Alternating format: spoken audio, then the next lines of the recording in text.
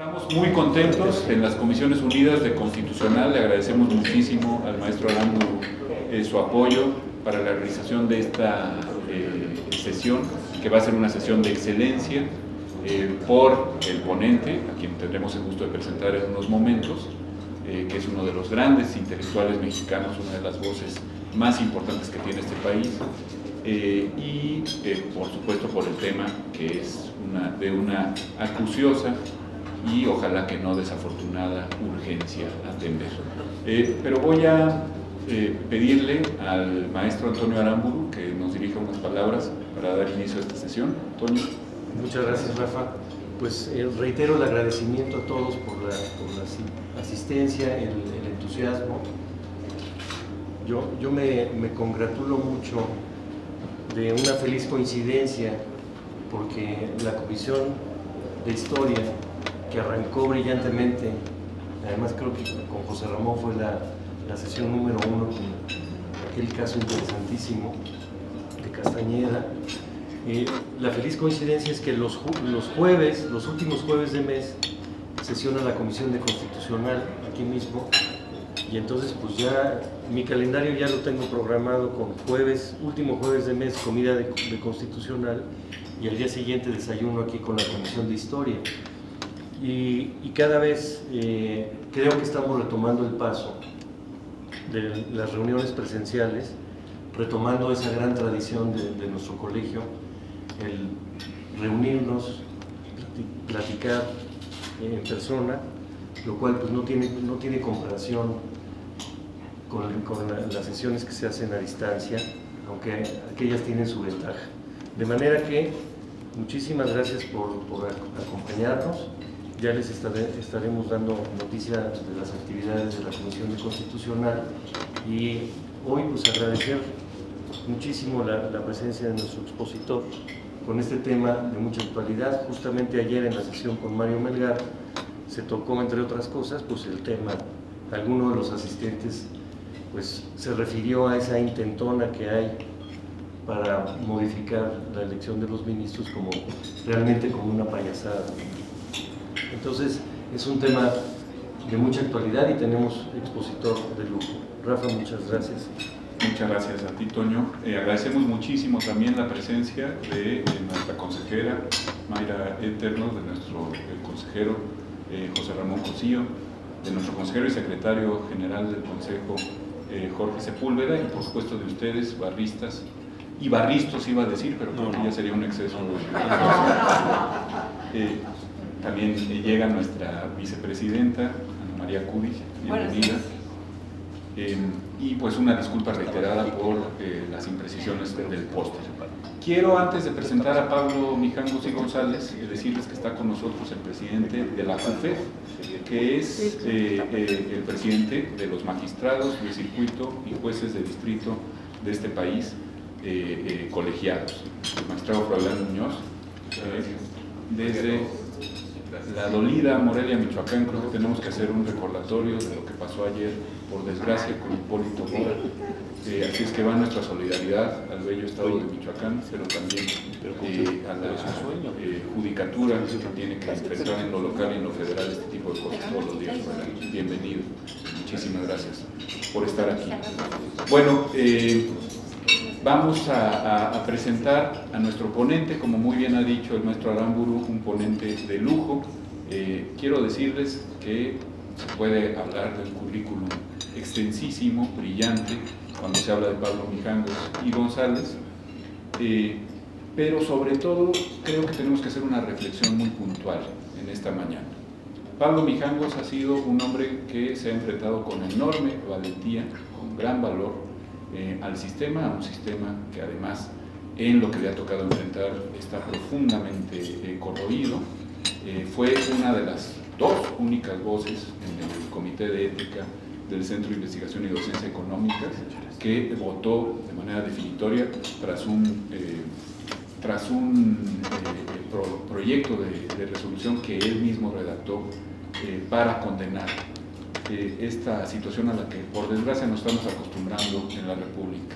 El plagio académico, el robo de ideas, venido nada más y nada menos de una persona que ocupa el sitial más alto en esa institución, en ese centro público de investigación que es tan importante para el país. Y bueno, pues Pablo ha resentido, obviamente, las consecuencias de su valor en el país, y es, por desgracia, para la República y por fortuna para él, una de las mentes más lúcidas que vamos a perder en los próximos meses, porque ya ha sido contratado para cubrir una muy importante cátedra en la Universidad Metodista del Sur, en la ciudad de Dallas, Texas. Así es que vamos a extrañar mucho a Pablo, pero no vamos a extrañar a su literatura, que es tan importante. Y precisamente para eso vamos a hablar, y lo tenemos hoy aquí.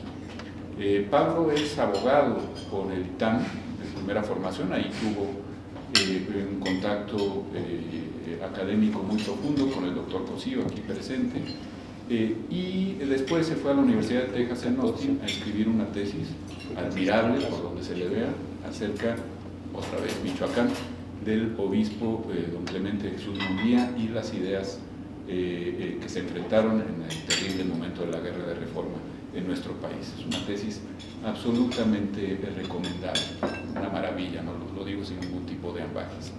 Y bueno, ha escrito muchas cosas sobre precisamente la Guerra de Reforma, tiene una obra muy extensa, se ocupó en su momento de don Emilio Rabasa, también cuando en un libro magnífico que publicó Dickinson en Madrid hace ya algunos años, se hizo cargo del desarrollo de la historiografía jurídica mexicana, que es de particular interés para esta comisión, y entre otras cosas nos jalaba las orejas, con toda razón, en el sentido de que no leemos a algunos de nuestros padres fundadores más importantes, me refiero concretamente a padres fundadores de la barra, como es don Emilio Rabasa.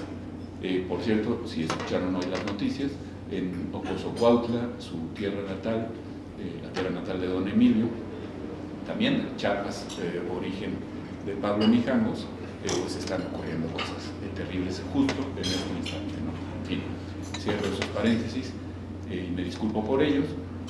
Y bueno, lo que nos convoca hoy es que Pablo Mijangos ha sido también uno de los más lúcidos analistas de estas propuestas a las que se refirió Toño Aramburu hace un momento, ¿no? Uno de los más lúcidos analistas de la historia mínima, como la llama él, pero que no tiene nada de mínimo, en este libro también magnífico, Historia Mínima de la Suprema Corte de Justicia de México, dentro de la colección de las historias mínimas de nuestro Colegio de México. Y bueno, pues ahora, qué duda cabe, que nos va a dar una perspectiva sobre este tipo de propuestas, a las que no calificaré ya más, porque ayer ya lo hicimos. Pablo, bienvenido, es un honor. Me decía Pablo ahorita que a estas horas de la madrugada solo nos hace el honor cuando hay amistad de por medio. Yo se le agradezco muchísimo. Y bueno, pues llamo a que tengas todo género de éxito en esta nueva etapa de tu vida profesional. Y sí decirte, aunque pueda parecer hiperbólico, que la República te va a extrañar y que el foro de las y los juristas del país te va a extrañar mucho. La voz de Pablo, insisto, es una de esas voces que con valentía y con erudición, lo cual no es muy frecuente, por desgracia en nuestro medio, se han alzado en contra de lo que ve como profundamente peligroso para nuestro Estado constitucional y democrático de derecho. Y en este foro de barristas, de profesoras, de profesores de historia del derecho, de derecho constitucional, pues qué mejor que oír en alta y clara voz, como dijo el poeta a la mitad del foro, a una de las mentes más lúcidas que tiene el país. Pablo, muchísimas gracias por estar aquí y pues vamos a escucharte con mucha atención. Hola, muy buenos días. Bueno, primero que nada, creo que siempre he creído que Rafa es demasiado generoso, ¿no? Agradezco muchísimo esta invitación, ¿no? Las palabras de Rafa que me conmueven mucho, pero bueno, no se las crean tanto. Y bueno, agradezco también pues, a los coordinadores de la barra, a mi maestro, a mi querido maestro, el doctor José Ramón Cosío, y bueno, pues todos ustedes que nos acompañan esta mañana y también en línea pues para platicar, para profundizar un poco más en este tema que que ahora mismo pues está circulando tanto en la opinión pública. Les confieso la verdad que tengo sentimientos encontrados, ¿no?, respecto a esta reunión, porque por un lado me alegra muchísimo que la Barra Mexicana de Abogados tenga ya una comisión de historia, que esté tomándose seriamente la importancia de esta disciplina, que generalmente en las escuelas de Derecho pues es como un curso marginal que nadie pela demasiado, y creo que la historia puede modificar mucho la manera como se forman y piensan los abogados en México.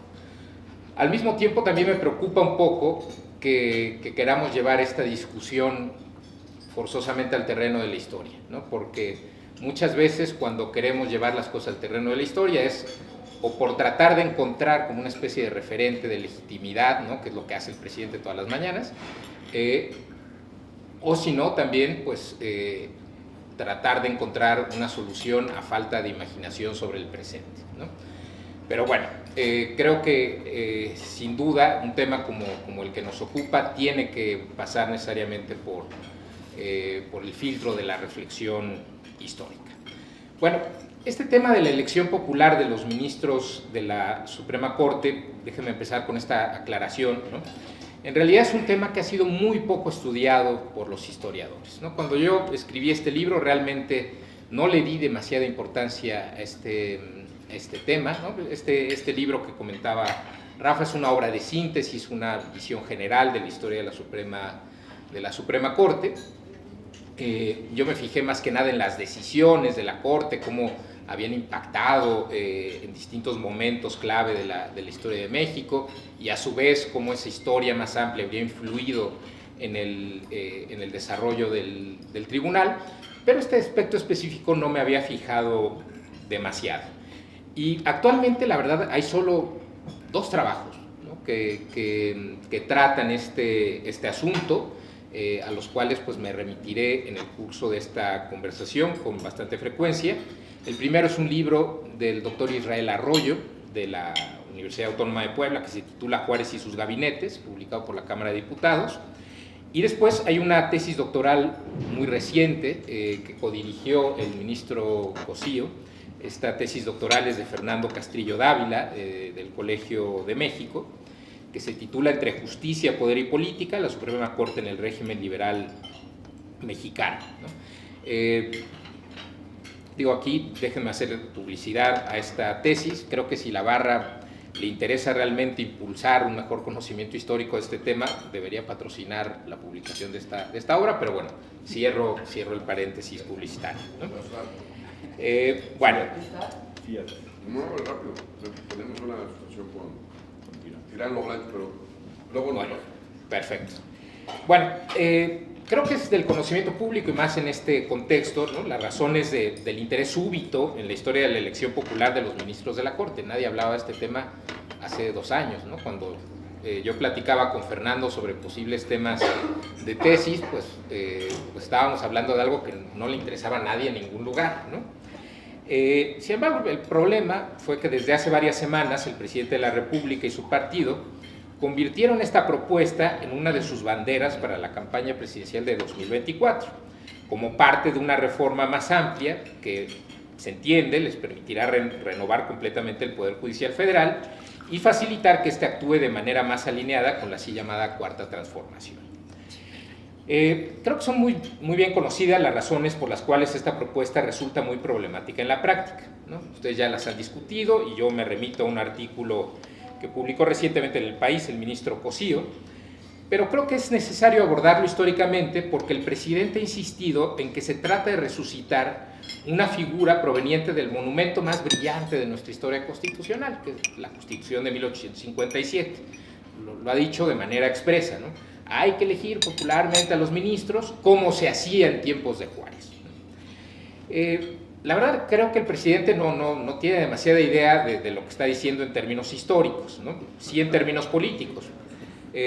Pero pues la invocación de Juárez, ¿no?, pues le sirve para darle algún tipo de legitimidad a esta propuesta y para esquivar las críticas que justamente se hacen a esta figura.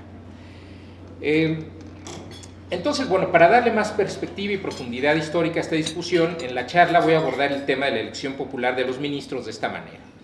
Primero, pues les voy a contar por qué se adoptó esta figura en 1857, es decir, cuál fue el contexto en el que se adoptó y las razones que usaron los constituyentes para justificarla.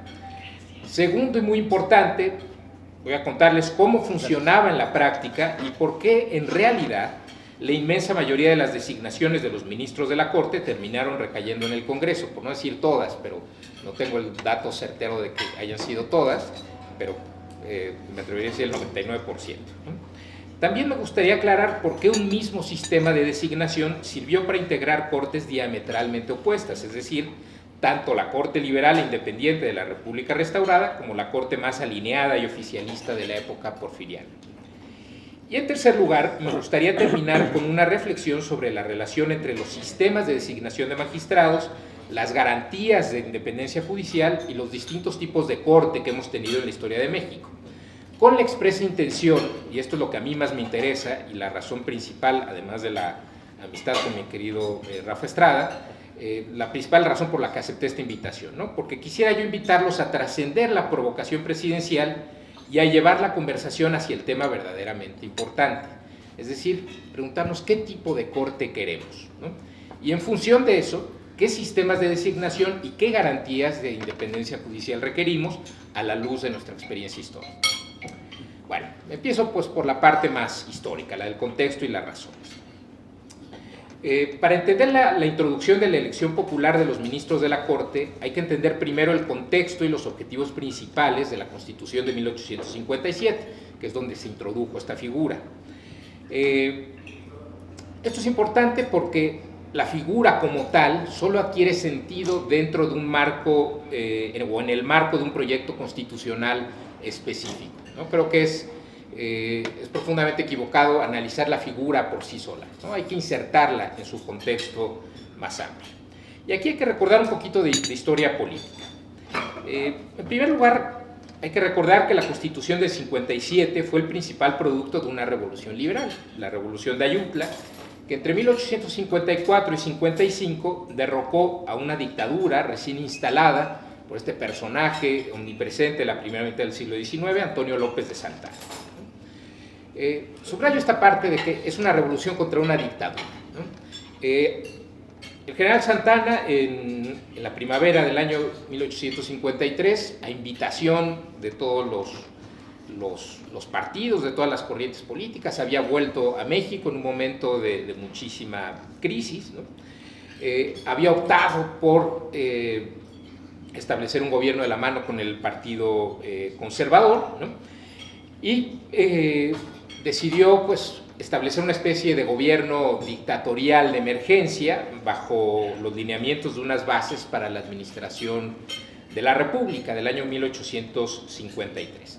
¿Qué hacían estas bases? Pues habían suprimido no solo el Congreso, sino cualquier institución de gobierno representativo en México. Y también habían eliminado el sistema federal, ¿no? Es, digamos, es el arreglo político más centralista de la historia de este país. La única institución pues de la República, aparte del Ejecutivo, evidentemente, que se había conservado en la dictadura, era la Suprema Corte. Pero esta fue intervenida muy rápidamente por el presidente Santana, porque depuso inmediatamente a 2 de sus magistrados, nombró directamente a sus reemplazos, ¿no? Y entonces, pues bueno, esto deslegitimó mucho a la Corte que existía en el año 1855. Entonces, ¿qué hace la Constitución de 57 y la Revolución Liberal? Pues lo que quería en primer lugar esta revolución era corregir el desequilibrio de poderes de tiempos de la dictadura, restaurando y fortaleciendo al Congreso, que se convertirá pues en el poder más fuerte dentro del sistema constitucional de 57, pero también renovando y dándole un nuevo papel a una Corte pues que estaba ya muy deslegitimada. Pero este no es el único contexto importante. La Constitución de 57 también se inscribe en un momento bastante dramático para el país. Acuérdense que estamos hablando de la década inmediatamente posterior a la pérdida de casi la mitad del territorio nacional en la guerra contra Estados Unidos. Es decir, un momento en el que la clase política vivía con el temor existencial a la posible extinción del país, de la República, ¿no? Si uno lee los periódicos, las discusiones del año 1848, 49 y subsecuentes, uno se encuentra frecuentemente con esta pregunta de si el país va a sobrevivir, ¿no? Y no es una pregunta retórica o hiperbólica, lo están pensando muy en serio, ¿no? Basta pensar estas palabras que se citan mucho de Mariano Otero en el año 1848, que decía: en México no hay nación porque no hay espíritu nacional, ¿no? Yo creo que hoy nadie se atrevería a decir que en México no hay nación, ¿no? Bueno, Otero vive esto, pues, lo dice con un dramatismo que es difícil de entender desde nuestra perspectiva, ¿no? ¿Y por qué me parece muy importante este dato? Porque nos indica que la clase política de la década de 1850, tanto liberales como conservadores, estaba realmente preocupada por construir un Estado verdaderamente nacional, que fuera capaz de sobreponerse a este archipiélago de discordias, de soberanías, heredado pues del Acuerdo Confederalista de 1824. Creo que este dato nos ayuda a entender no solo pues, este periodo de intensa centralización del santanismo, sino también el fortalecimiento de la federación en la Constitución de 57. Y por último, también estamos hablando de un momento en que el Poder Judicial Federal había apenas adquirido el que sería históricamente su principal instrumento de operación, es decir, el juicio de amparo. El juicio de amparo había sido introducido a nivel federal en 1847 y había comenzado a utilizarse aún en ausencia de una ley reglamentaria. La primera va a llegar hasta 1861, pero en la medida en que se trataba, ¿no?, de un juicio que se nutría en buena medida de prácticas, de figuras del derecho colonial, ¿no?, pues ya había empezado a utilizarse en la práctica de los juzgados, ¿no? No me quiero detener demasiado en este punto, pero creo que es importante tenerlo en cuenta porque el amparo había convertido al Poder Judicial Federal y a su cabeza, la Suprema Corte, en el garante principal de los derechos constitucionales frente a todas las autoridades del país, salvo las judiciales, ¿no? Bueno, entonces, en mi opinión, ¿cuáles son los rasgos característicos que definen, digamos, los ejes de la Constitución de 57, tomando en cuenta este contexto que les acabo de decir? Primero, pues el primer rasgo es la defensa a ultranza de las libertades individuales como una forma de protección frente a la arbitrariedad y la dictadura. Es casi una reacción natural. Esta defensa a ultranza de las libertades individuales pues hacía obligatorio el mantenimiento, la consolidación del juicio de amparo. Segundo, otro rasgo importantísimo de la Constitución del 57 es el fortalecimiento de la federación frente a los poderes locales y corporativos. Simplemente basta pensar en el arreglo fiscal de 57, que por primera vez le permite a la federación pues, ampliar dramáticamente sus fuentes de ingreso, ¿no?, a diferencia del sistema que había prevalecido desde 1824. Y tercero, muy importante, el tercer rasgo de esta Constitución es la afirmación de la soberanía popular como fuente de todos los poderes públicos. Y aquí creo que es necesario hacer otra digresión y dar una explicación especial, ¿no? Para entender por qué los constituyentes de 57 hablaban tanto del pueblo, insistían tanto en la soberanía popular, me parece muy importante hacer un contraste con lo que hacía la primera Constitución Federal, la de 24. La de 24 es una constitución que había sido concebida fundamentalmente como un pacto entre estados soberanos, ¿no?, como ha dicho mi querida maestra Erika Pani, ¿no? La Constitución de 24 era una constitución que gobernaba estados más que individuos, más que ciudadanos, ¿no? Y en esa constitución la soberanía residía en la nación entendida como una suma de territorios donde el pueblo de cada estado era el verdadero soberano, ¿no? Esto puede parecer muy abstracto, pero tiene una diferencia importante con lo que se hace en 57. En 57 se invoca a un pueblo nacional en abstracto, ¿no?, un pueblo que está por encima de territorios y de cuerpos particulares. Es una constitución que en esto sigue muy de cerca la influencia de la Constitución norteamericana en 1787, ¿no? porque, al igual que en esa Constitución, se entiende que todas las autoridades del país, desde un humilde ayuntamiento hasta un gobernador, pasando por las legislaturas de los estados, el Congreso y el presidente de la República, eran en realidad depositarias temporales y limitadas de la soberanía que únicamente le correspondía al pueblo, a ese pueblo en grande, ¿no? El pueblo era entonces el sostén jurídico, ideológico de este Estado nacional que se quería construir, ¿no? Era la fuente que permitiría legitimar la existencia de instituciones fuertes de alcance verdaderamente nacional, como el Poder Judicial Federal, y que fueran capaces de sobreponerse a los intereses particulares de los estados. Con estos antecedentes, me parece mucho más fácil entender el diseño específico de la Suprema Corte en la Constitución de 57. Déjenme contarles rápidamente cómo estaba estructurada, concebida la Corte en esta Constitución. En primer lugar, se trata de una Corte, digamos, este es un dato muy elemental, ¿no? Integrada por 11 ministros propietarios, 4 supernumerarios, un fiscal y un procurador general.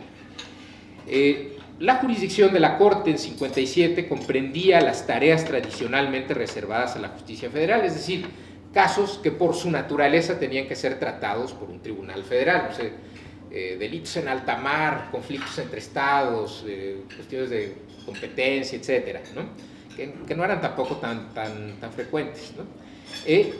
Pero incluía otro muy importante, la de ser la última instancia en el juicio de amparo, que se consolidará como el único medio de control constitucional en México. Antes de la Constitución de 57, por ejemplo, en el modelo de Mariano Otero, del Acta de Reformas, había como una especie de modelo dual, ¿no? de control constitucional, ¿no? Por eso a veces me parece muy injusto echarle la culpa a don Mariano, pues, de cómo funciona el control constitucional en México. Porque Otero había dicho, oye, vamos a tener un sistema de control constitucional para proteger individuos mediante el juicio de amparo, y vamos a tener otro para, digamos, expulsar, ¿no? Leyes que sean contrarias a la Constitución, que va a estar a cargo del Congreso y el Poder Legislativo de los estados, ¿no? Era un modelo bastante complejo el que realmente había hecho Otero.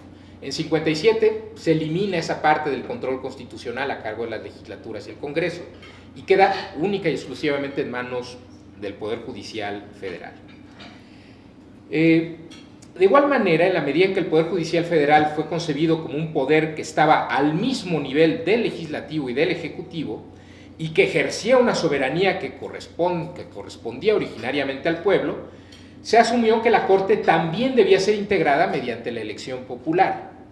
En este caso, siguiendo la regla general. La regla general era que las elecciones funcionaban mediante un sistema de elecciones indirectas, es decir, donde los ciudadanos escogían electores y estos a su vez eran los que elegían al titular del cargo público, algo similar a lo que hoy conocemos en el Colegio Electoral de Estados Unidos para la elección presidencial, ¿no? Para ser un referente contemporáneo. Otro aspecto muy importante, ¿no? del diseño de la Corte en la Constitución de 57 es que los ministros durarían 6 años en el cargo, lo cual hay que ponerlo en el contexto de la duración de otros cargos públicos en la misma Constitución. Acuérdense, el presidente duraba 4 años y los diputados 2, ¿no? Entonces, en principio, parecería que es una Constitución que está pensada para que los ministros trasciendan el ciclo político normal del Legislativo y del Ejecutivo, nota muy importante, ¿no? También, en ausencia de una regla que excluyera esta posibilidad, pues se podía, estaba permitida la reelección para la Suprema Corte. Se trata de un constituyente que habla un lenguaje muy democrático, con ciertos filtros, con ciertos matices, pero el constituyente, pues esta tendencia democrática llegó al extremo de eliminar el requisito de ser abogado titulado para ser ministro de la Corte. Bastaba que los electores consideraran al candidato en cuestión como instruido en la ciencia del derecho, ¿no? Cosa que muchas veces llevó a una aplicación muy laxa, ¿no? Pues hasta don Porfirio llegó a ser ministro por algunas semanas o meses, no me acuerdo. Bueno. Por último, en tanto la Corte era un poder que revestía una importancia particular dentro del diseño constitucional, Los constituyentes convirtieron al presidente del tribunal en el sustituto del presidente de la República durante sus ausencias temporales o permanentes, una regla que permaneció en vigor hasta 1882. Entonces el presidente de la Corte era un virtual vicepresidente, ¿no? Lo que politizó dramáticamente la lucha por conquistar este cargo, ¿no? Buena parte de la grilla política de tiempos de la República restaurada se entiende en función de esta figura. Me da un poquito de risa pensar en lo que sucedería si esa regla estuviera vigente hoy, ¿no?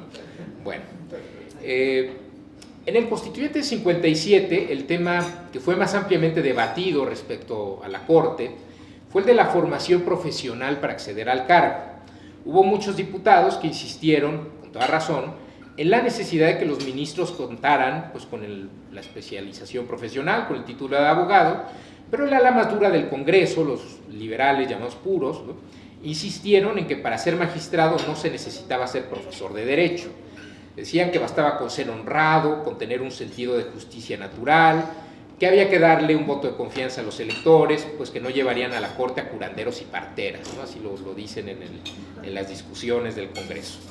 Como señaló atinadamente este joven historiador que les mencionaba antes, Fernando Castrillo, detrás de esta decisión se advertía un cierto sesgo anticorporativo, ¿no?, que era consistente con el resto de la Constitución. Lo que realmente querían los constituyentes era evitar que la Corte fuera monopolizada por un pequeño universo de letrados con título vinculados al colegio de abogados, ¿no? En lo que hace a la elección popular de los magistrados, y aquí sigo nuevamente la observación de Fernando, las razones iban más allá de la consistencia ideológica. Naturalmente, si se partía de la premisa de que el pueblo era el origen de todos los poderes públicos, lo coherente era confiarle al pueblo la elección de sus magistrados. Pero había también otra preocupación política mucho más fuerte. Bajo la Constitución de 24, el poder de designación de los ministros de la Corte había correspondido a las legislaturas estatales, cuyos votos eran computados por el Congreso. Cuando se introduce la elección popular de los ministros, los diputados del Constituyente de 57 en realidad le estaban quitando un poder muy importante a las legislaturas de los estados, pero sin entregárselo al Ejecutivo, ¿no? Porque ahí los estados hubieran dicho, oye, me estás quitando un poder tradicional muy fuerte y se lo estás dando al presidente, no quedamos que estamos en contra de la dictadura y demás, ¿no? Entonces, para los constituyentes este es un arreglo muy útil, ¿no? Porque en la medida en que los ministros de la Corte fueran electos por el pueblo, estos contarían con la legitimidad necesaria para vigilar el cumplimiento de la Constitución y corregir, cuando fuera necesario, la actuación de los poderes locales, ¿no? Pensemos que el juicio de amparo, el grueso de los juicios de amparo iban dirigidos en realidad contra autoridades locales, contra gobernadores, contra ayuntamientos, etc., ¿no? De esta manera era un principio pues, que permitía asegurar que el pueblo estuviera siempre por encima de las soberanías estatales. Bueno, creo que ya una vez presentado este marco general, ¿no?, de por qué se introduce esta figura, déjenme contarles rápidamente cómo funcionaba en la práctica, ¿no? Tenemos aquí una constitución muy democrática, con ministros electos popularmente, pero pues como bien reza el dicho, el demonio está en los detalles. Para entender cómo funcionó este mecanismo de designación en la práctica, tenemos que fijarnos en el funcionamiento del sistema electoral, que se ha estudiado realmente poco, ¿no? Actualmente existe un grupo de historiadores liderado por Fausta Gantús y Alicia Salmerón, que está haciendo una nueva historia electoral del siglo XIX, pero aún es mucho lo que nos falta por saber sobre este tema, ¿no? Pero bueno, a muy grandes rasgos, cómo funcionaban las elecciones en el 19, ¿no? O bueno, bajo la Constitución de 57.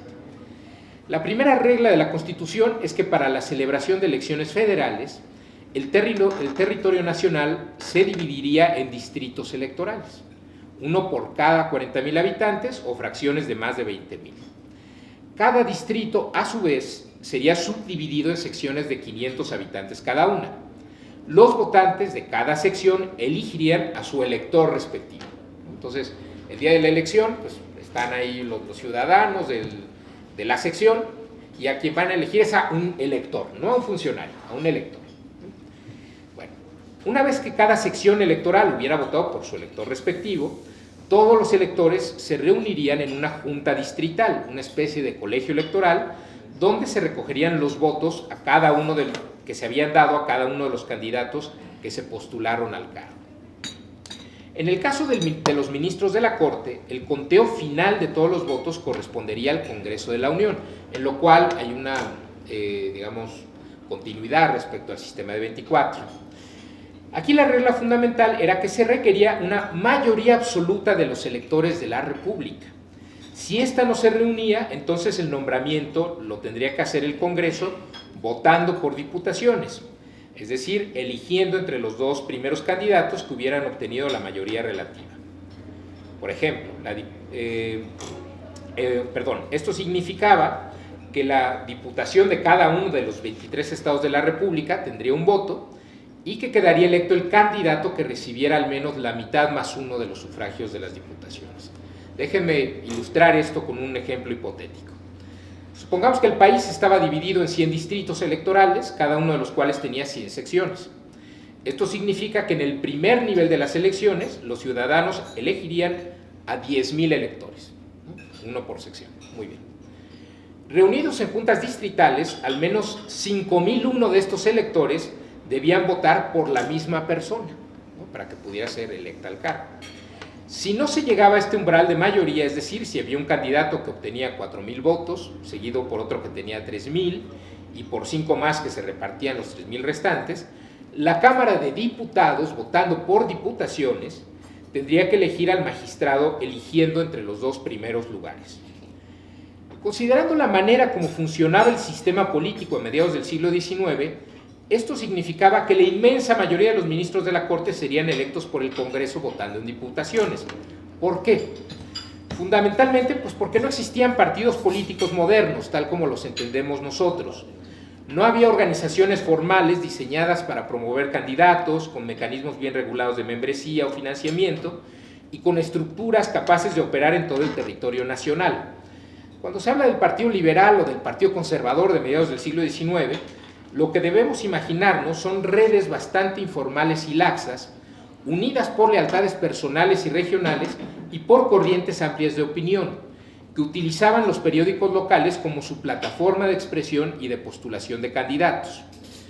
Como señala Fernando, ¿no?, bastaba que un conjunto de personas se pronunciara públicamente por un candidato en específico para que entrara en la carrera electoral, lo cual llevó muchas veces al absurdo de que una persona ni siquiera estuviera enterada de que había sido postulada para un cargo público o que hubiera sido postulada para cargos en distintos poderes, ¿no? Si uno revisa los periódicos, las actas de esos años, de repente ve al mismo personaje electo como diputado por Sinaloa, postulado para la Corte, etcétera, ¿no? Esto se debe a la manera como funcionaba el sistema político. Este sistema de promoción espontánea, libre y sin trámites de los candidatos suponía un problema muy grande en el caso de la Corte. A diferencia de las elecciones presidenciales, donde normalmente competían candidatos con presencia y liderazgo de carácter nacional, o de las elecciones para el Congreso Federal, donde a un candidato le bastaba ser bien conocido en su distrito, en las elecciones judiciales se disputaban todos los cargos de la Corte. ¿Se acuerdan esto que les dije? 11 numerarios, tal número de supernumerarios, etcétera, ¿no? Se disputaban todos estos cargos entre un universo muy amplio de candidatos. Considerando la extensión y la diversidad del territorio nacional, era muy difícil, por no decir imposible, que un candidato a la Corte lograra reunir apoyos en todo el territorio nacional. Creo que esto nada más se dio realmente en el caso de quienes se postulaban al cargo de presidente de la Corte, ¿no?, que era en realidad una elección vicepresidencial, ¿no? Esto en la práctica, pues, ¿qué significaba? Pues que en las elecciones judiciales había una gran fragmentación del voto, y esto obligaba a que la decisión final la tomara el Congreso votando por diputaciones. Por esta razón es solo parcialmente cierto que el pueblo elegía a los ministros. El pueblo, también bajo las definiciones de ciudadanía de la Constitución de 57, es decir, hombres mayores de edad con un modo honesto de vivir, ¿no? Obviamente no existía el voto de las mujeres, no existió hasta la época de don Adolfo Ruiz Cortines, un siglo más tarde, ¿no? El pueblo escogía electores, ¿no?, y estos a su vez se pronunciaban por ciertos candidatos y al final la decisión correspondía al Congreso. Entonces, si queremos entender realmente los pormenores de la elección de los ministros, tenemos que fijarnos fundamentalmente en los arreglos políticos al interior del Poder Legislativo, al interior del Congreso, que es justamente el tema que aborda Israel Arroyo en el libro que les comenté. El libro de Israel Arroyo es un estudio magnífico sobre la grilla y la política al interior del Congreso, ¿no?, durante los primeros 20 años de vigencia de la Constitución, un libro que les recomiendo ampliamente, ¿no? Nota al pie, y creo que esto era bastante previsible, ¿no? Era evidente que un sistema electoral de esta naturaleza favorecería la llegada de ministros con un perfil fundamentalmente político, cosa que, aclaro, ¿no?, pues era, yo creo, casi inevitable en el siglo XIX, porque en aquella época, una época en que había muy pocos letrados en el país, era frecuente que una misma persona desfilara por todas las oficinas del Estado, la prensa, el litigio y el Poder Judicial. Pensemos simplemente en la biografía de don Benito Juárez, ¿no? Don Benito Juárez fue litigante, fue juez, fue legislador, fue gobernador, ¿no?, fue secretario de Estado y llega a finales de 57 a la presidencia de la Corte, ¿no? Creo que en ese sentido es un perfil bastante representativo de la época, ¿no? ¿Cómo era previsible entonces los nuevos miembros de la Suprema Corte en 1857? Estoy hablando apenas de la primera Corte, que ni siquiera realmente llegó a operar, ¿no? Pero bueno, nada más para ilustrárselos, los nuevos miembros de esta Corte tuvieron un perfil claramente político, pues la mayor parte provenían de los ministerios del presidente Comonfort y de los gobiernos locales. Como les decía en su momento, como presidente del tribunal fue electo Benito Juárez, ministro de Gobernación, exministro de Justicia y 3 veces gobernador de Oaxaca. Entre los ministros propietarios, algunos que destacaban especialmente eran Miguel Lerdo de Tejada, el principal arquitecto de la ley de desamortización, Ezequiel Montes, exministro de Justicia y ministro plenipotenciario de México ante la Santa Sede, pues que ni siquiera estaba enterado que lo habían postulado y naturalmente no se regresó de Roma para asumir su cargo en la Corte. Yo tampoco lo hubiera hecho, la verdad.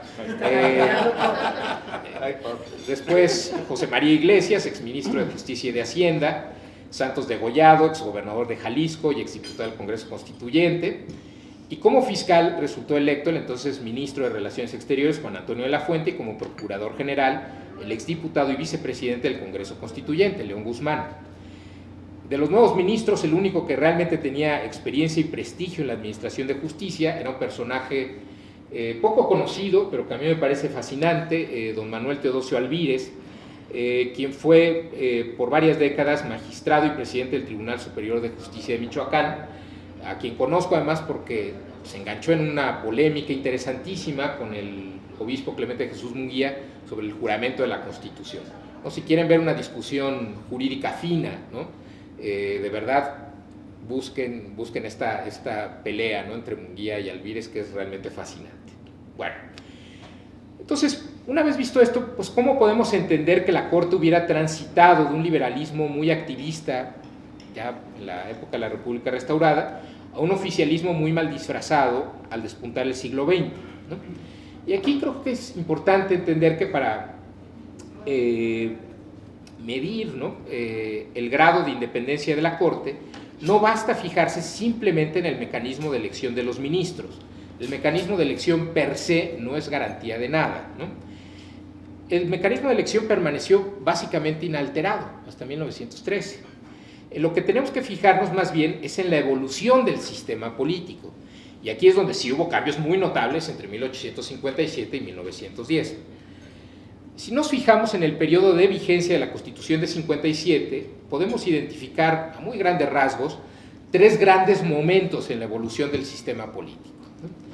El primero, pues, es el que va de 1857 a 1867. Es un periodo caracterizado fundamentalmente por la guerra civil y por la defensa abstracta del régimen constitucional por parte de un presidente, Benito Juárez, que actuó en ejercicio de poderes de emergencia, con un brevísimo interludio de funcionamiento ordinario de la Constitución en 1861. O sea, de 57 a 67 no debemos pensar de que la Constitución está operando realmente, ¿no? Estamos hablando de un periodo de guerra, de intervención extranjera, de un ejecutivo actuando con poderes extraordinarios. Hay que sacar realmente ese periodo digamos, del análisis que estamos haciendo. El segundo periodo es el que va de 1867 a 1877, esta década que comúnmente se conoce como la República Restaurada. Es el periodo que Daniel Cosío Villegas describía como una especie de edad de oro del liberalismo, donde los ministros eran, y esta ya ven es una cita que le fascina tanto a Enrique Krause como al presidente, ¿no? Dice, los ministros eran fiera, altanera, soberbia, insensata e irracionalmente independientes, ¿no? La verdad, don Daniel escribía muy bien. Bueno, se trata en efecto pues, de una época en que la Corte actuó con mucha independencia, enfrentándose abiertamente al Congreso y al Ejecutivo.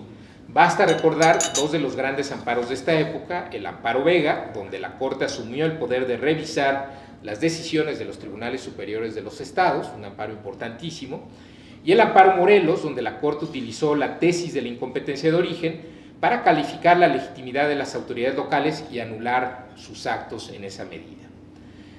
Bueno, ¿por qué la Corte fue tan independiente en esos años de la República Restaurada? Y aquí, con todo respeto a don Daniel, yo no me iría por el lado de las cualidades personales de los ministros, por su liberalismo profundo, ¿no? La verdad no es que se tratara de hombres especialmente distintos a sus antecesores o sucesores. Se trata sí de liberales muy distinguidos, pero sin duda eran personajes con intereses, rivalidades y ambiciones políticas muy claras y poco lustrosas, la verdad. Digo, basta pensar en José María Iglesias, ¿no? Un gran ministro, un gran jurista, pero pues que soñaba con ser presidente, ¿no? Lo que hizo posible la independencia de la Corte en realidad era la relativa pluralidad del sistema político, derivada de la ausencia de un partido liberal disciplinado y bien estructurado, y en esa medida derivado de la relativa debilidad de los presidentes Juárez y Lerdo. Juárez y Lerdo tienen que recurrir a poderes extraordinarios con mucha frecuencia porque no tienen un control efectivo de todo el país, ¿no? Estamos hablando, sí, de un momento de hegemonía política del liberalismo como corriente de opinión, ¿no? Pero de una gran fragmentación del poder político, donde los presidentes tenían que negociar constantemente con el Congreso y con los gobernadores, y donde no disponían de mecanismos para asegurarse la lealtad de los ministros de la Corte. Aquí sí les recomiendo leer, por ejemplo, La historia de la República Restaurada de don Daniel Cosío Villegas, el libro que les mencionaba también de Israel Arroyo y otros estudios sobre esta época, donde vemos, pues sí, que en este contexto de gran fragmentación del poder político, pues ningún presidente puede realmente mandar sobre los otros dos poderes. ¿Qué es lo que cambió a partir de 1877, es decir, durante el tercer periodo en la evolución de este sistema político? Que a partir de ese año comienza a construirse gradualmente un sistema político de alcance nacional, presidido por el general Porfirio Díaz, y basado, y esto es muy importante, no se crean que llegó Porfirio Díaz con la matona y a arrasar a todos en caliente, ¿no? Sino que se trata de un sistema basado, como ha estudiado muy bien Luis Medina Peña, en un arreglo de concesiones recíprocas entre el presidente, los liderazgos militares y los gobernadores de los estados. Aquí el principio fundamental era que todos los actores políticos del país podían resultar beneficiados, todos podrían conservar espacios de influencia y de enriquecimiento, siempre y cuando respetaran la autoridad suprema del presidente, conservaran la paz social y apoyaran a la realización de sus proyectos de gobierno, impulsando la elección de candidatos afines en las elecciones distritales.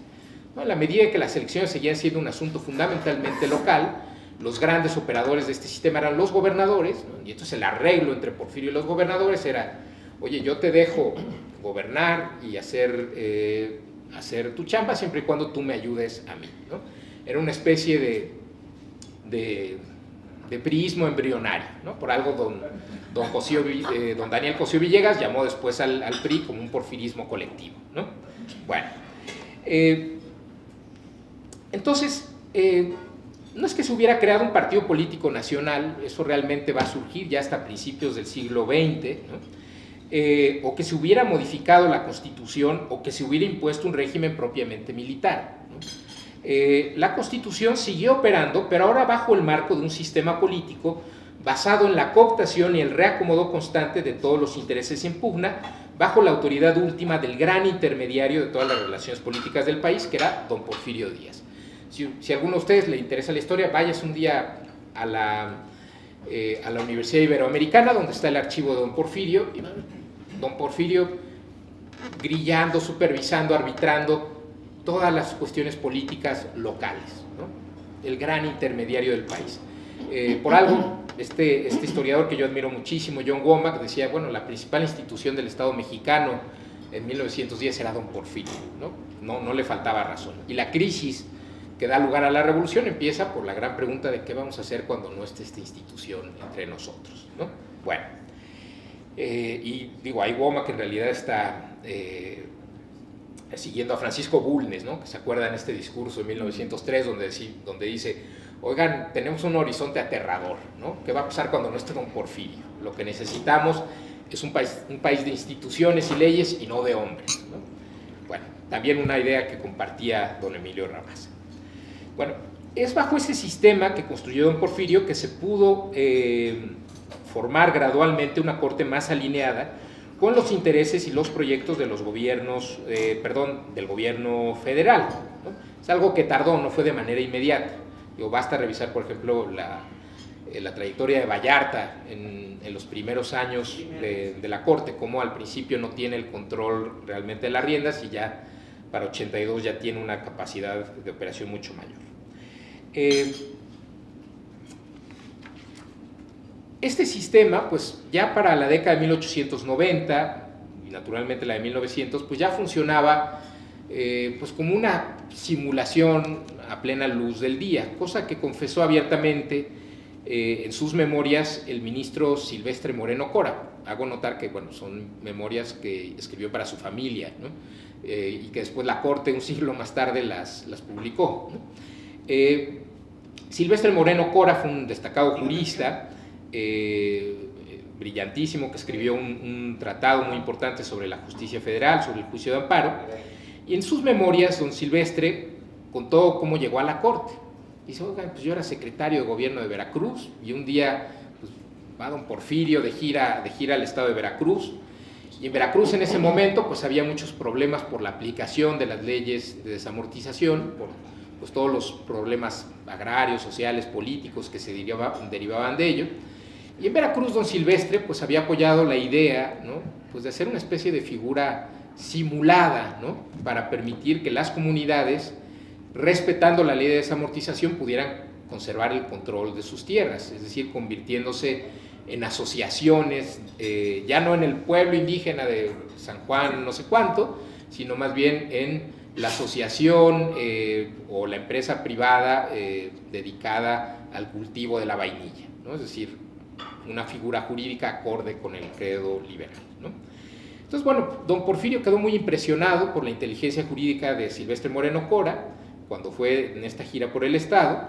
Pensó pues, que le serviría tener a alguien con ese criterio para lidiar pues, con los temas que llegaban a la corte, y entonces le pidió al gobernador abiertamente que hiciera lo conducente para que don Silvestre llegara a la Suprema Corte, vía el voto popular completamente pues, arreglado, ¿no?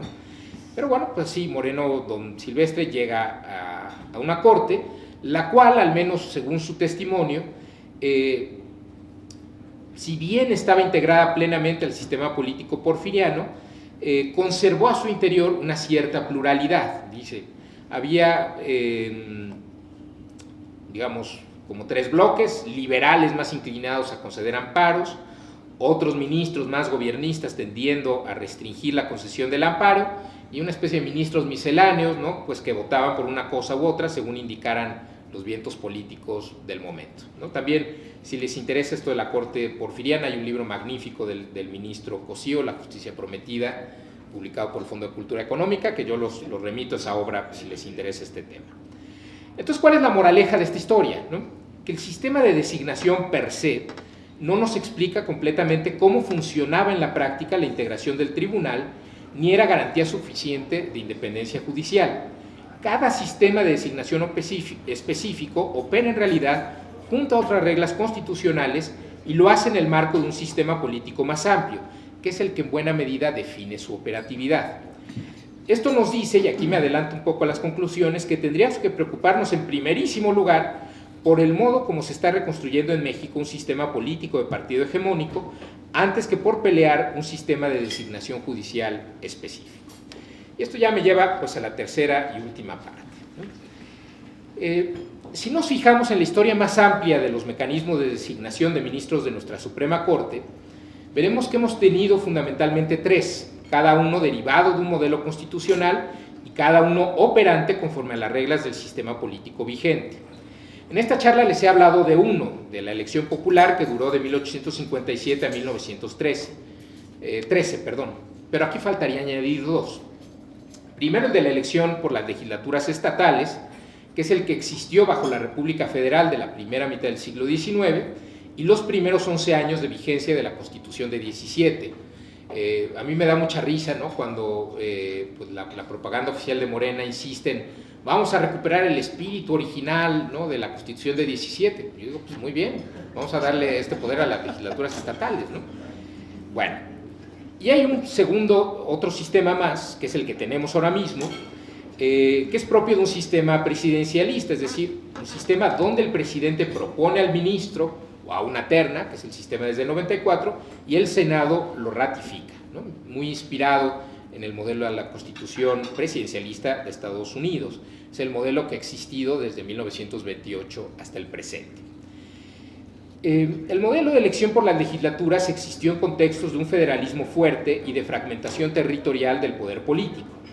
El otro modelo, como les decía hace un momento, corresponde al presidencialismo mexicano moderno, que arranca con el maximato y se mantiene vigente hasta hoy. Incluso cuando hablamos del mecanismo actual, debemos distinguir con cuidado los distintos momentos en que ha operado. Un momento fue el sexenio de Cárdenas, donde prácticamente desapareció la inamovilidad judicial. Acuérdense que Cárdenas hace esta reforma en 34, que es el momento pues, de menor independencia en la historia de la Corte, y Cárdenas fue muy expreso. Él decía, y creo que aquí yo sí noto un eco muy fuerte con el discurso actual, Cárdenas decía, yo quiero ministros que hagan una interpretación revolucionaria de las leyes, que sientan, que tengan un mismo corazón con el pueblo, ¿no?, y que básicamente estén alineados a la política del Ejecutivo. De eso se trata la reforma judicial cardenista de 34. Otro periodo fue en realidad muy largo periodo, que fue de la reforma judicial de Ávila Camacho en 1944 a la de Ernesto Zedillo en 1994, 50 años, ¿no?, lo que yo en este libro llamo por la corte del autoritarismo, ¿no?, y otro más que es el que va de 1995 al presente. En todos estos momentos debemos analizar con cuidado cómo operó efectivamente el nombramiento de los ministros y hasta qué punto funcionaron las garantías formales de independencia judicial. De este modo, respecto a la propuesta actual, creo que es importante no caer en la trampa de querer rebatir al presidente en términos históricos, ¿no? Yo a veces he platicado de esto con el doctor Krause, pero bueno, no me hace caso, ¿no? Creo que no sirve de nada decir que la experiencia del siglo XIX no es comparable a la del siglo XXI, o que el presidente tiene datos equivocados sobre la historia del liberalismo juarista. Creo que es una discusión pues, que no lleva a ningún lado, y de hecho es caer en el juego presidencial, donde el presidente pone la agenda y los demás se limitan a negar sus ideas o a sostenerlas hasta la ignominia, ¿no? Es básicamente de lo que se ha tratado este sexenio, ¿no? Creo que en primer lugar tenemos que entender con claridad qué es lo que está haciendo el presidente, y yo no he visto demasiada claridad en la opinión pública a la hora de leer esto, ¿no? A mí me llama la atención en primer lugar que esta propuesta haya salido hasta la recta final del sexenio y no durante los años iniciales, cuando tenía más fuerza para impulsar reformas constitucionales. Algunos dirán que esto obedeció a la cercanía del presidente con el ministro Saldívar, pues quien de alguna manera le hizo sentir que podía confiar en el Poder Judicial y que tenía la Corte bajo su control. Creo que ese es un discurso que el propio ministro Saldívar ha hecho pues, para defenderse a sí mismo, ¿no? Y en esa medida se entendería que el enojo comenzó con la llegada de la ministra Piña y las decisiones recientes sobre la Guardia Nacional y el Plan B. Quizá puede haber algo de cierto en ello, pero tenemos que ver esta propuesta en el marco de un cierto sistema político y no solo como una reacción visceral a decisiones judiciales inoportunas o a la presencia de un presidente de la Corte pues, que claramente le cae mal al presidente, ¿no? De una presidenta de la Corte. Creo que no hay duda de que un sistema donde la elección de los ministros se hace de manera popular lleva inevitablemente a la partidización de los magistrados, ¿no?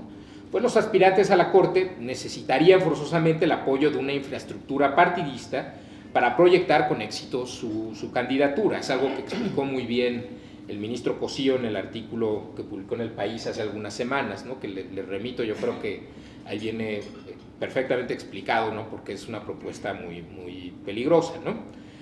Además, considerando que la iniciativa de Morena reduce la duración en el cargo a 4 años con posibilidad de una reelección, cosa que nadie ha querido observar, pero que a mí me parece fundamental, los ministros necesitarían el apoyo partidista para sostenerse y ratificarse en el puesto, ¿no? Imagínense que por voto popular se eligen a ministros en 2024. Oye, si el ministro quiere ser reelecto en 2028, pues necesita el apoyo del partido para ser reelecto, ¿no? Entonces, naturalmente, pues los ministros tienen un incentivo a actuar en consonancia con el partido, ¿no? Creo que es bastante obvio. Aquí la pregunta es, ¿por qué el presidente quiere darle un poder tan grande a los partidos y por qué se lo quiere quitar al presidente de la República y al Senado? ¿Quién es el gran perdedor con esta propuesta? El presidente, el ejecutivo, ¿no? En realidad, quien más pierde con esta propuesta es el próximo presidente de la República, el cual, en última instancia, tiene hoy día el poder para hacer nombramientos de la Corte. Ya sabemos que las ternas pueden ser rechazadas, pero no indefinidamente. Llega un punto en que el presidente de la República puede imponer a quien quiera, ¿no? ¿Por qué el presidente López Obrador entonces quiere quitarle esta prerrogativa a su sucesor? Creo que esto se entiende bien en el marco del sistema político que se está construyendo.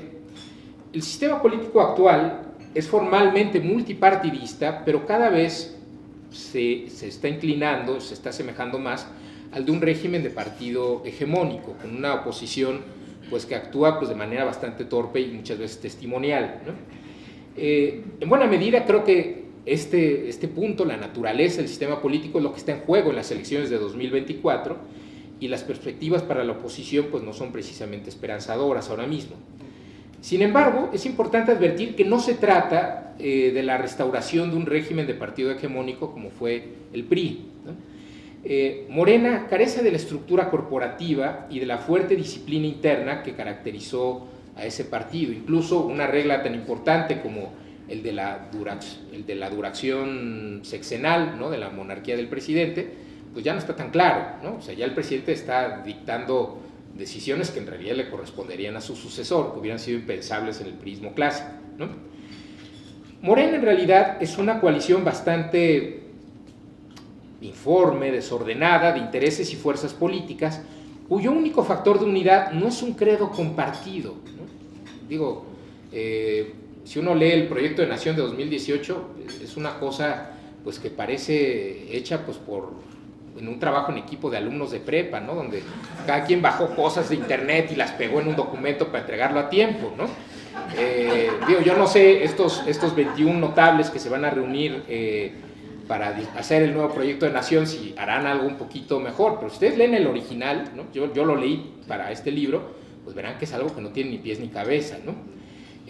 Porque en realidad el factor de unidad de este partido no es un credo, sino una persona, el presidente López Obrador. Es un partido altamente personalista, fundado en un liderazgo carismático.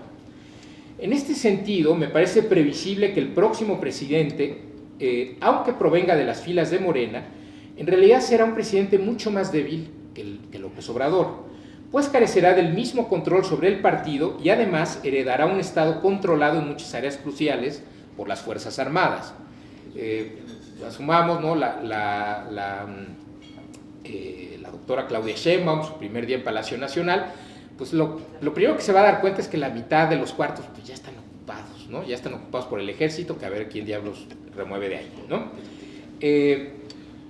López Obrador, esto creo que es muy importante, conservará el liderazgo social de su movimiento e incluso, muy importante, contará con una herramienta para deshacerse de un sucesor desleal, que es el proceso de revocación de mandato, ¿no? Incluso él dirá, oiga, yo me sometí a la revocación de mandato, esta persona desleal e ingrata, pues también va a pasar por ahí, ¿no? Entonces es previsible que como figura carismática que le da unidad a Morena, él siga siendo el árbitro último de las candidaturas más importantes, y en esa medida me parece muy astuto que quiera llevar a la Corte al terreno de la política partidista. Es la mejor manera para seguir ejerciendo una influencia directa sobre el Poder Judicial y el máximo tribunal. Y por algo, fíjense, quiere heredarle ese dulce envenenado a sus sucesores y proponer él mismo la reforma. Porque él dice, ¿no? O sea, no dice, oye, pues esta reforma la hará mi sucesor. No. Yo en mis últimos días, aquí les va, ¿no? Y agua si no me la aprueban, ¿no? López Obrador no se puede dar el lujo de que sus sucesores se arrepientan y mantengan el sistema actual, que es lo que naturalmente les convendría, ¿no? Yo pienso que Claudia Sheinbaum o Marcelo Ebrard o el otro señor, pues también serían muy felices de poder nombrar a los ministros de la Corte, ¿no? Entonces, frente a eso, ¿qué deben hacer las escuelas de derecho y sobre todo las organizaciones de abogados, en primerísimo lugar esta barra mexicana de abogados? Hablar de historia puede ser útil y me parece un gran servicio a la academia y a la sociedad publicar buenos libros e investigaciones. Pero me parece que la estrategia debe ir mucho más allá de eso. Más que actuar de manera reactiva, creo que la barra mexicana de abogados debería hacer dos cosas. En primer lugar, debe abrir un debate amplio y serio sobre el tipo de corte que necesita México hoy día y el mecanismo de nombramiento más adecuado para alcanzar ese objetivo. Yo en lo personal, y esto lo dije en este libro que salió en 2019, pues nadie lo peló, de repente el libro se volvió más popular hace unos meses, cuando salió nadie peló lo que estaba diciendo ahí, pero bueno, en este libro sí, yo dije abiertamente pues que este sistema era muy problemático. En los hechos le ha dado un poder excesivo a los consejeros jurídicos de la presidencia, que son los que realmente pues piensan y deciden estos nombramientos. No sé si vieron hace unos días la salida de un libro de Hernán Gómez Bruera, ¿no? sobre Julio Scherer, pues que habla un poco de cómo Julio Scherer utilizó la consejería jurídica para hacer ciertos pues, negocios de poco lustre, pero bueno, habría que investigar más sobre, por ejemplo, de cómo participó en los nombramientos judiciales, ¿no? Entonces creo que es un sistema que le ha dado un poder excesivo a los consejeros jurídicos de la Presidencia de la República y que además ha mostrado ser un pésimo filtro para evitar la llegada de malos juzgadores. Ya renunció un ministro a principios del sexenio, otra debería renunciar, ¿no? Basta pensar, yo ya digo estas cosas abiertamente porque yo ya me voy, ¿no? Pero bueno, basta pensar en la ministra Yasmín Esquivel, cuya presencia en la Corte me da mucha vergüenza como ciudadano y como académico, ¿no? Ella llegó mediante el sistema de designación actual, ¿no? A fines del sexenio pasado hubo muchas voces que consideraron que era el momento de pensar en un nuevo sistema de designación. Basta recordar todo lo que dijo este colectivo por una corte sin cuotas ni cuates, ¿no? En el cual participaron muchos ex colegas del CIDE, pues que también se están exiliando como yo, ¿no? Bueno, yo en mi libro sugerí que una posible opción consistía en voltear el sistema actual, haciendo que el Senado propusiera una terna por mayoría calificada y que el presidente escogiera a su preferido de la misma, ¿no? Pero esa es una idea, ¿no? Puede haber muchas más. Me parece que la barra está en la posición más adecuada para encabezar esta discusión y para sumar voces y propuestas de la academia, de los partidos, de las organizaciones civiles y del propio Poder Judicial Federal. Creo que no hay que tener miedo a las reformas que son fruto de deliberaciones y consensos amplios.